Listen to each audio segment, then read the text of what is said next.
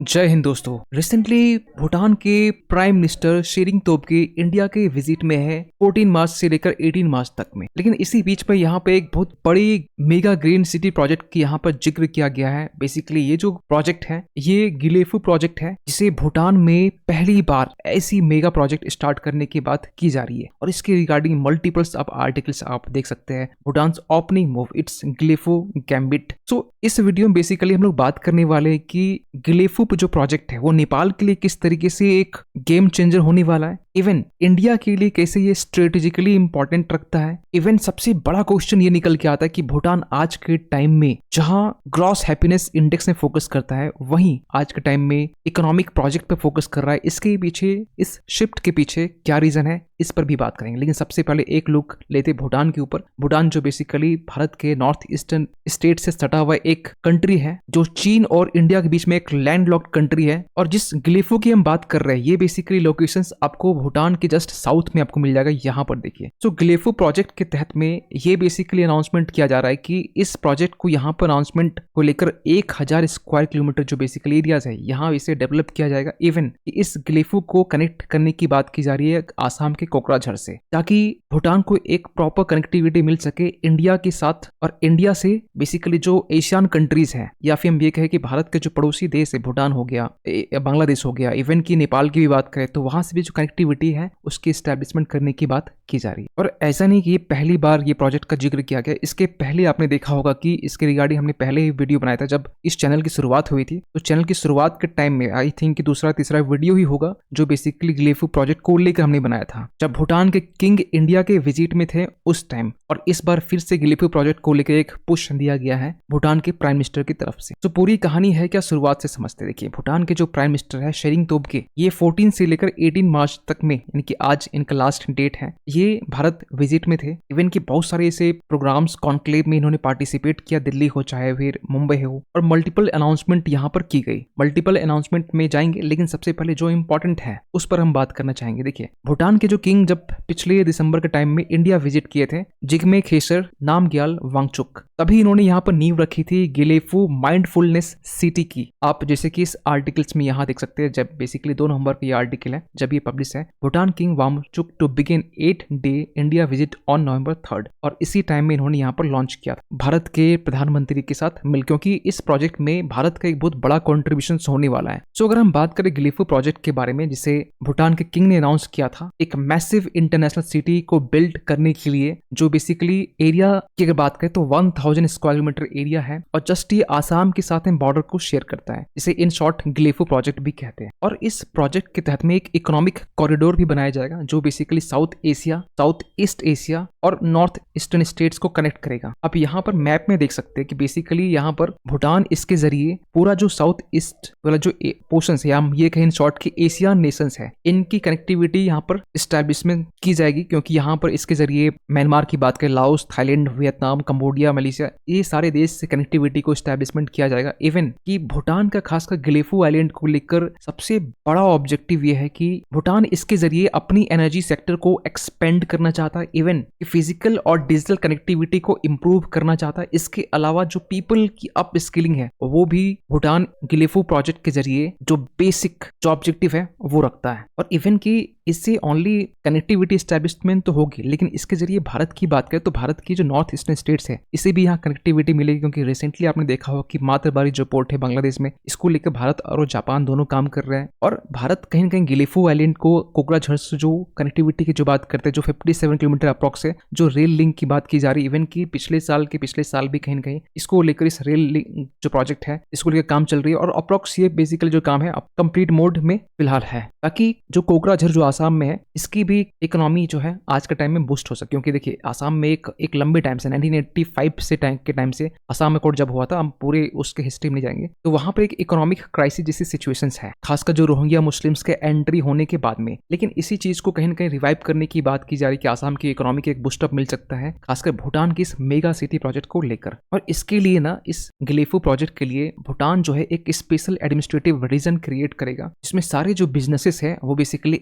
PNIR का part होगा, जिसका मेन जो पर्पस है, मेन फिलॉसफी ये कि ग्रॉस नेशनल हैप्पीनेस की फिलॉसफी पर जो भी बेसिकली यहाँ पे इन्वेस्टमेंट आएंगे, इन्वेस्टर्स यहाँ इन्वेस्ट करेंगे, वो अलाइनमेंट होगी। इवन कि इस स्पेशल एडमिनिस्ट्रेटिव रीजन में यहाँ पर ये कहा जा रहा है कि भूटान की जो ग्रॉस नेशनल हैप्पीनेस इंडेक्स है, इस पे भी ज्यादा इम्पैक्ट न डाले। इसके लिए यहाँ जो बिजनेसेस हैं, वो वेपन मैन्युफैक्चरिंग जैसे जो बिजनेसेस है वो यहाँ पर वेलकम नहीं की जाएगी, मतलब एंट्री इनके लिए बैन है। और ऐसी कंपनीज जो बेसिकली इन्वायरमेंट पे ज्यादा इम्पैक्ट नहीं डालती हो, इवन की इन्वायरमेंट एंड इकोलॉजी के लिए कहीं ना कहीं बेस्ट सूटेबल हो, ग्रॉस नेशनल हैप्पीनेस के लिए कंपैटिबल हो, और जो इकोलॉजिकल कम्युनिटी जो वेल बीइंग को जो प्रायोरिटाइज करे, ऐसे बिजनेसेस को वेलकम करना चाहिए ताकि सस्टेनेबल डेवलपमेंट में एक अपना एक कॉन्ट्रीब्यूशन दे सके। सो ये जो बेसिकली प्रोजेक्ट है, ये भारत के लिए स्ट्रेटेजिक इंपॉर्टेंस कैसे रखता है? देखिए, अगर आपको याद हो कि ये जो बेसिकली यहाँ जो एरियाज है ना, आप यहाँ देख सकते हैं, ये जो मार्क कर रहे हैं, ये है आपका चिकन नेक कॉरिडोर, और यहाँ पर जो है चीन की एक तीखी नजर यहाँ पर है। डोकलाम जो बेसिकली यहाँ पर आपको मिल जाएगा, डोकलाम के जरिए एक कोशिश की जाती है कि चाइना इस चिकन नेक कॉरिडोर को यहाँ से कट करने, क्योंकि अगर यहाँ कट हो गया तो पूरा जो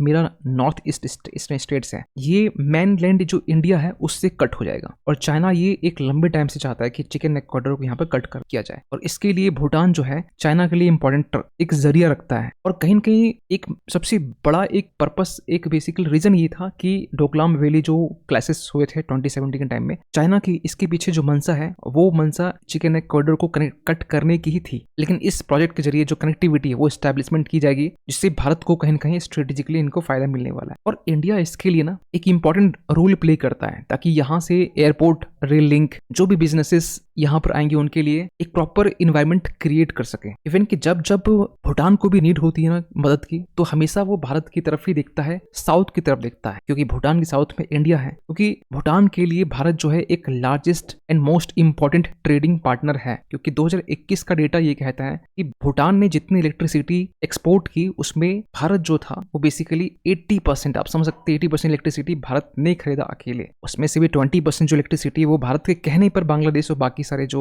आस पड़ोस के देश है उन्होंने यहाँ पर खरीदा था, जो लगभग 2443 करोड़ की थी। इवन की 2014 से लेकर 2021-22 का हम डेटा देखें तो भूटान और इंडिया के बीच में जो ट्रेड है वो ट्रिपल हो चुका है, 3 गुना बढ़ चुका है। जहां 484 करोड़ था 2014 के टाइम में, आज के टाइम में 1422 मिलियन डॉलर हो चुका है। और भूटान के लिए भी इंपॉर्टेंट इसलिए है क्योंकि भूटान और चाइना के बीच में जो बॉर्डर कॉन्फ्लिक्ट है, चाहे पसामलंग की बात करें, जकारलंग की बात करें या डोकलाम प्लेटियो की बात करें, यहाँ पर आए दिन आपने इसके रिगार्डिंग मेरे वीडियो आपने देखे होंगे, जहां पर हमने इसको कवर किया है कि चाइना किस तरीके से जागरलंग, पसामलंग जो रीजन है, यहाँ पर विलेज बना रहा है, इवन की जो लोग हैं, रेजिडेंस है, यहाँ पे स्टैब्लिश कर रहा है। इसके रिगार्डिंग हमने आपको मैक्सर की इमेजेस आपको दिखाए थे। और रिसेंटली भूटान और चाइना के बीच में जो 25th राउंड जो डिस्कशन है, खासकर बॉर्डर डिस्प्यूट्स को लेकर, इसको भी यहाँ पर रिसेंटली पिछले साल ही देखा गया था, लास्ट नवंबर-दिसंबर की बात कर रहे हैं। तो ओवरऑल हम ये कहें कि भारत के लिए भी और भूटान के लिए भी ये दोनों प्रोजेक्ट, ये जो बेसिकली ग्लेफो प्रोजेक्ट है, ये इंपॉर्टेंट होने वाला है। लेकिन एक सबसे बड़ा क्वेश्चन निकलता है कि भूटान सडन यहाँ पर ऐसे बड़े बड़े प्रोजेक्ट को लेकर यहाँ पर शिफ्ट कैसे देखा जा रहा है। देखिए, जहां भूटान एक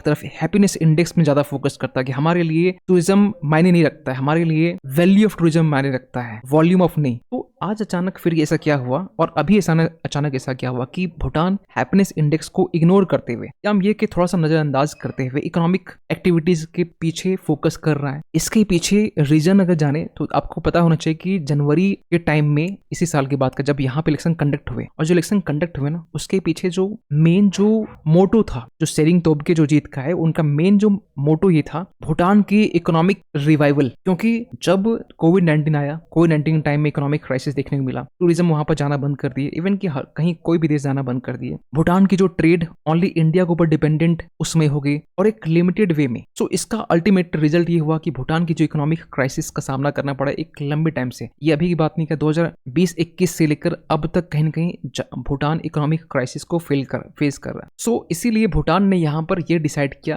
कि क्यों ना हम लोग ग्लेफी प्रोजेक्ट की यहाँ पर को लेकर एक प्रोजेक्ट का निर्माण किया जाए भारत की मदद से। और इसको लेकर ना, ऐसा नहीं कि भूटान कम्प्लीटली यहाँ पर अपने हैप्पीनेस इंडेक्स को इग्नोर कर दिया है, क्योंकि जब यहाँ पर शेरिंग तोब्गे जब इंडिया टुडे इन कॉन्क्लेव में अपनी स्पीचेस जब दे रहे थे, तो उस टाइम इन्होंने ये कहा कि भूटान जो है बेसिकली अब फोकस करने वाला ग्रॉस नेशनल हैप्पीनेस 2.0 में। 2.0 बेसिकली जो है ना, ये एक मॉडिफाइड वर्जन है। जो पहले के इनके हैप्पीनेस इंडेक्स थे जिनमें इकोनॉमिक रिस्ट्रिक्शंस थे, जो मेन फोकस था इन्वायरमेंट एंड इकोलॉजी पर था, लेकिन इस 2.0 में थोड़ा सा मॉडिफाइड वर्जन में आपको मिलेगा। इसमें इकोनॉमिक एक्टिविटीज भी मिलेगी, लेकिन इनका ये मानना है कि हम लोग कोशिश करेंगे कि यहाँ पर इकोनॉमिक ग्रोथ के साथ में environmental protections and good governance को एक बैलेंस दे सके। और इसके लिए इन्होंने यहाँ पर कहा है कि हम लोग टूरिज्म के लिए हाई वैल्यू और लो वॉल्यूम पर फोकस करेंगे। और इंडिया से भी ये कहा गया कि जो प्री कोविड ट्रेवल था, यानी कोविड से पहले का जो ट्रेवल था इंडिया से, वो 50% करने को लेकर, क्योंकि जब कोविड-19 आया उसके बाद में टूरिज्म लगभग 0 सा हो गया भूटान के लिए। तो यहाँ पर भूटान ने इंडिया से रिक्वेस्ट किया कि आप हमें टूरिज्म भेजो। लेकिन एक सबसे बड़ी समस्या है कि भूटान के लिए, कि भूटान जो है अपने देश में रुकने के लिए, देखिए एक तो होता है होटल में आप बुक किए, आप होटल का जो चार्जेस है वो आपके ऊपर लगते हैं, लेकिन अगर आप वहां पर एंट्री करते हैं तो पूरे दिन का जो चार्जेस है ना, जिसे भूटान कहता है सस्टेनेबल डेवलपमेंट फी, वो एक दिन का है $15 पर डे, मतलब लगभग 1200 रुपए एक दिन का। ये भारत के लिए ओनली है, लेकिन दूसरे देशों के लिए $100 पर डे है। ऐसा भूटान इसलिए करता है क्योंकि वो बेसिकली इन्वायरमेंट को लेकर कंसर्न्स है, ताकि ज्यादा टूरिज्म आएंगे तो उनके इन्वायरमेंट को इम्पैक्ट ना हो। तो एक high value tourism basically Bhutan demand करता है। तो यहाँ पर भूटान ने फिर से इस बार ये कहा है कि जो बेसिकली प्री कोविड-19 के टाइम में जो टूरिज्म जो इंडिया से आ रहे थे, तो उससे 50% किया जाए, क्योंकि लगभग देखा जाए तो 2019 का डेटा ये कहता है कि लगभग 3.25 लाख के आसपास में जो टूरिस्ट है, उसमें से इंडिया से 2.3 लाख बिलोंग करते हैं। आप समझ सकते हैं। इवन कि इसके अलावा जो स्टेम एजुकेशन को लेकर बात किया गया, STEM mean science, technology, engineering और मैनेजमेंट को लेकर, और इसके अलावा हम बात करें तो aid infrastructure, hydro power corporation, rail links,